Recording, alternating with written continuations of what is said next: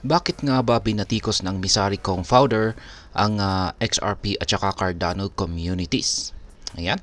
Sa mabilis po na mundong ginagalaw ng cryptocurrency ay hindi na po bago ang pagkakaroon ng kontrobersiya. Lalo na kung ang usapan ay tungkol po sa mga sikat na blockchain tulad ng XRP Ledger at si Cardano. Nitong mga nakarang araw ay muling naging usap-usapan ang mga ito matapos pong batikusin ni Ginoong Ryan Selkis, ang co-founder ng Mizari, ang kanilang mga community. Tinawag po niya ang mga ito bilang walang kwenta at saka boot groups sa social media platform na X. Pero bakit nga ba tila walang pagmamahal si Selkis sa mga projects na ito? At ano po ang ibig sabihin nito para sa atin bilang mga Pinoy crypto enthusiast? Kaya yan, ang tindi ng kanyang pahayag rito, walang kwenta raw. At saka boots, yan, mga binubuo ng mga boot groups ang social media platform nitong si XRP at saka Cardano.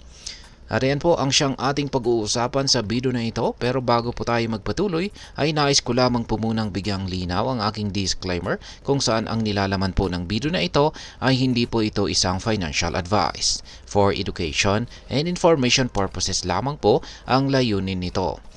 At ayan, umpisaan po natin sa kung ano ang mga paratang ni Ginoong Ryan Selkis. Si Ginoong Ryan Selkis ay kilala po siya sa industriya ng crypto bilang isa sa mga pinaka-vocal na kritiko. Sa kanyang mga tweet nitong nakalipas po na December 14, direkta po niyang inakusahan ang XRP at Cardano communities na parang mga boot groups lamang. Ibig sabihin ay walang umanong tunay na aktibidad o produkto na nakakatulong sa industriya. Dagdag pa niya, si XRP ay masyadong centralized at pangunahing layunin lamang nito ay pagyamanin ang mga nasa loob ng Ripple. Samantalang si Cardano naman ay hindi pumasa sa kanyang economical na benchmark.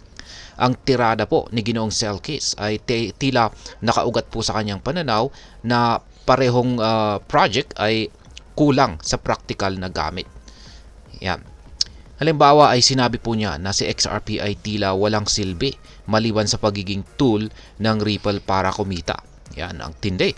Si Cardano naman ay iginiit niya na hindi ito karapat-dapat mapasama sa Crypto Thesis 2024 report ng Misari dahil hindi ito umabot sa economic activity standard ng report. Kaya yan. Siyempre, mapapareact naman dyan ang community ni XRP at Cardano. Kaya ano naman kaya ang kanilang sagot dito sa matinding pahayag na kritiko ni Ginoong Ryan Selkis. Yan, tahimik lamang po na tinanggap ng XRP at saka Cardano communities ang mga paratang na ito. Naglabas po ang mga ito ng sagot sa pamamagitan ng community notes sa social media. Halimbawa ay binigyan diin ng Cardano community na noong December 12 nakapagtala ang network ng mahigit 280,000 transactions, malapit sa 20% hanggang 60% na activities ng mas malalaking blockchain tulad po ni Ethereum at si Bitcoin.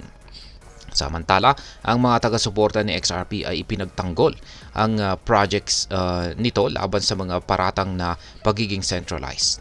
Ayon po sa kanila, ang XRP Ledger ay nananatiling decentralized na may daang-daang independent validators sa buong mundo. Ngayon ay bakit po malaking usapin ang tungkol dito? Ayan.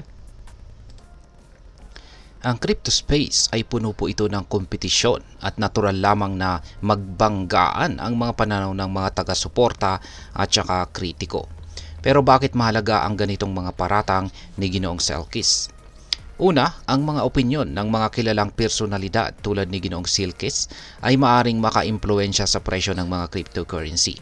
Ang negatibong pananaw ay maari po itong magdulot ng pagbaba ng kumpiyansa ng mga investors na posibleng magbunga ng pagbaba ng halaga ni XRP at Cardano sa market.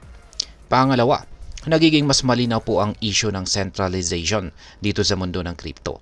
Ang mga projects tulad ni XRP na sinasabing centralized ay madalas na binabatikos dahil sa pagsalungat nito sa ideya ng tunay na decentralization na siyang pangunahing layunin ng blockchain technology. Ngayon ay ano po ang dapat nating malaman bilang mga Pinoy crypto traders at investors dito? Ayan, mahalaga pong maunawaan natin ang dalawang bagay. Una ay ang halaga ng XRP at Cardano ay hindi po ito nakasalalay lamang sa sinasabi ng kritiko tulad ni Ginoong Selkis. Ito po ay nakabase pa rin sa tunay na paggamit, demand at adoption ng technology. Kung ikaw po ay nag-i-invest kay XRP, alamin na ang pangunahing gamit nito ay sa remittances at saka cross-border payments. Sa bansang tulad po ng Pilipinas, kung saan malaking porsyento ng ekonomiya ang nakasalalay sa remittances, ang technology na ito ay may tunay na halaga. Para naman sa mga nag-i-invest kay Cardano, tandaan na ang project po nito ay nakatuon sa pagiging isang proof of stake blockchain na mas environment friendly kumpara kay Ethereum. Ang layunin po nitong magdala ng mas murang financial solutions ay mahalaga sa mga bansang tulad po ng Pilipinas na nangangailangan ng mas abot-kayang teknolohiya. Ngayon ay ano naman po ang aking masasabi tungkol dito? Sa gitna po ng ingay at saka kontrobersiya, mahalaga ang pagkakaroon po ng balanced perspective. Ang mga komentaryo ni Ginoong Selkis ay maaring may laman. Ngunit hindi po dapat nito mawala or hindi po dapat mawala ang focus ng mga investors sa kung ano ang tunay na halaga ni XRP at saka Cardano. Ang bawat project ay may kanya-kanyang kahinaan at kalakasan at ang tagumpay nito ay nakasalalay po sa kung paano po ito tinatanggap at ginagamit ng market. Bilang isang observer, naniniwala po ako na hindi po dapat baliwalain ang mga insights ng kritiko tulad po ni Ginoong Selkis. Pero dapat din nating suriin ang datos at katotohanan. Ang crypto space ay mabilis pong magbago at ang parehong XRP at si Cardano ay may potensyal na patuloy po na mag-evolve upang maging mas kapaki-pakinabang. Sa kabuuan ay bilang isang Pinoy crypto investor, ang pinakamalaga ay ang pag-aaral at research bago po tayo mag-invest. Huwag basta-bastang maapektuhan ng negatibong komento mula sa sinuman, kahit pa ito ay mula sa kilalang personalidad sa industriya. Ang cryptocurrency ay nananatiling isang high-risk, high-reward na investment. Kaya tiyaking nauunawaan mo ang lahat ng aspeto bago ka magdesisyon. At ayan, hanggang dito na lamang po tayo sa video na ito mga ka-crypto. Sana po ay inyong nagustuhan ang aking paliwanag sa video na ito. Kung inyo pong itong nagustuhan, ay pakiclick lamang po ang like button nito. Marami pong salamat sa panonood. Ingat po tayo lagi at God bless po sa ating lahat.